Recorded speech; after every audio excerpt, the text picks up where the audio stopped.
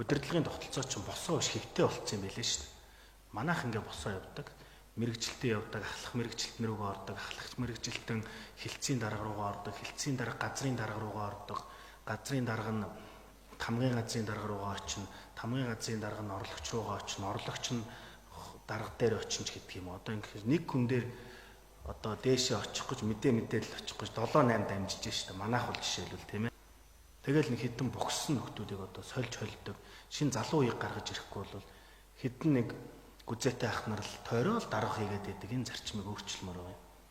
Тэгээ заавал одоо тэр бас гадна дотн төгссөн гээл бүгд бас ухаантай биш штэ. Нардын хөвгтүүд их олон.